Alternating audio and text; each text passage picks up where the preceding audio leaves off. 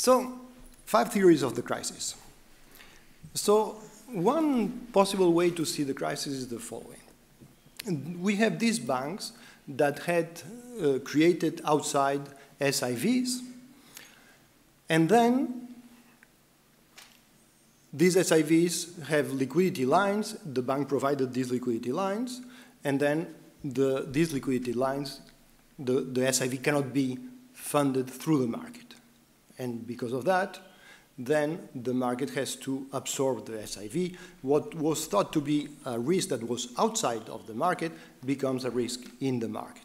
And this, of course, the bank has to take in this risk, and the price, of course, is precisely low. So it makes losses, and it extends the assets, so this implies that the capital is not enough, right? It's a standard capital stress type of crisis. This is a Calomiris, but in his papers he said, do not quote, so I don't quote. Second, the opacity of financial products. This is an interesting point made by Gordon, and he says, well, the fact is that with the creation of these vehicles and these CDOs and so on and so forth, with all these layers of financial engineering, we end up at a point where we don't know what is transacted in the market, and therefore I think that this is quite an interesting point, right? Because you know about Akerlof-Lehman market. Well, just think about a distribution that leads us to several equilibria, and then we switch from one type of equilibrium, which was a liquid market, to the Lehman's market, whereby you think that if this guy is trying to selling me this asset, is because this asset is of low quality, right?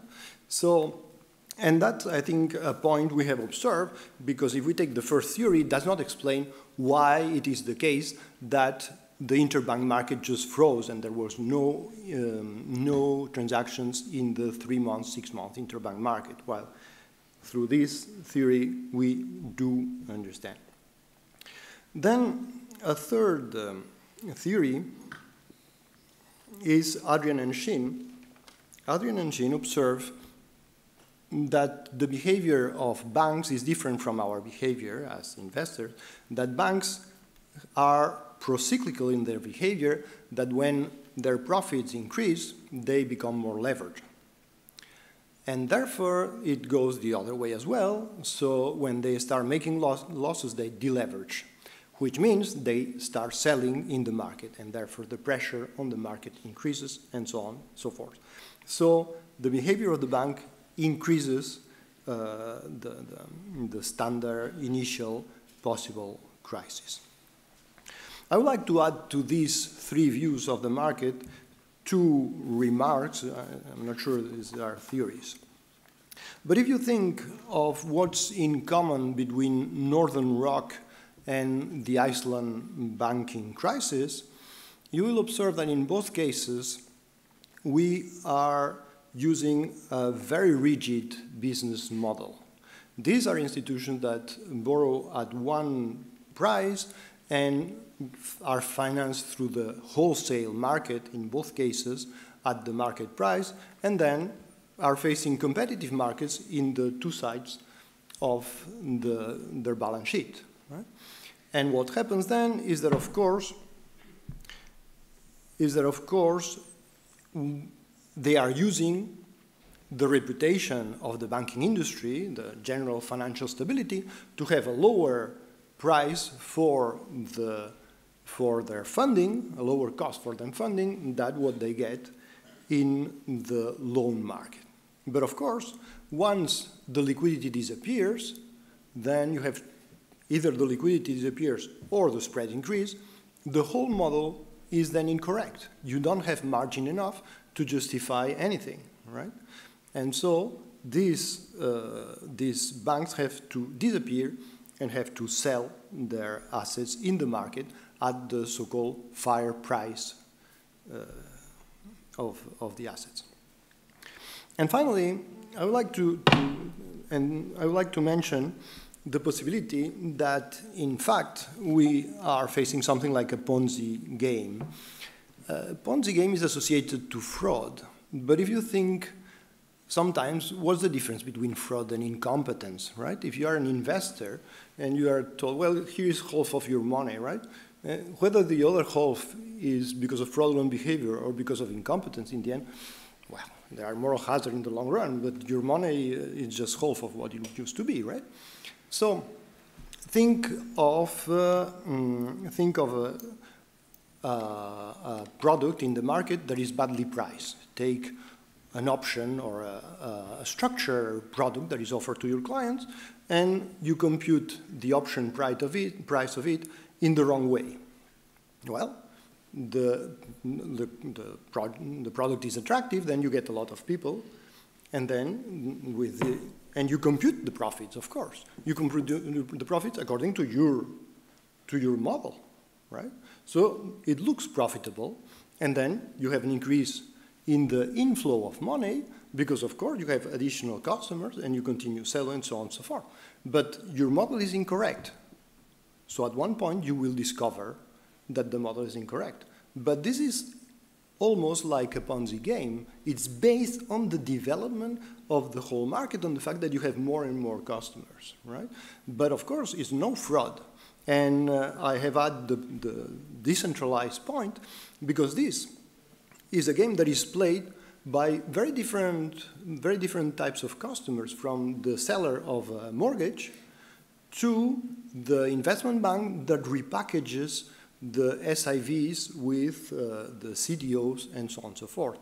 But all of them are looking at their P&L, and therefore their incentives come from the bonus. And so the whole thing is not fraud, but in the end it leaves the investor in an equivalent position. So last point I wanted to make, just some lessons from the crisis. First, of course, this is not a price correction, right? And I like this idea that we go from a standard liquid equilibrium to Akerlof's lemon market. Second, banking regulation has proved inadequate. This is, of course, the case.